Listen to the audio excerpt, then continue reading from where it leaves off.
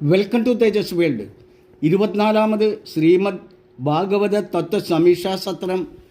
2025 December 19 മുതൽ 28 വരെ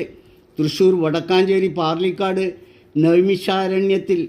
സത്ര വിളംബര യാത്രയും ഭക്തി ഭോജന ദ്രവ്യ സമർപ്പണവും പാർലിക്കാട് വ്യാസ തപോവനത്തിൽ നിന്നും രാവിലെ ആരംഭിച്ച് 9 മണിക്ക് സിൽക്ക് നഗറിൽ എത്തിയപ്പോൾ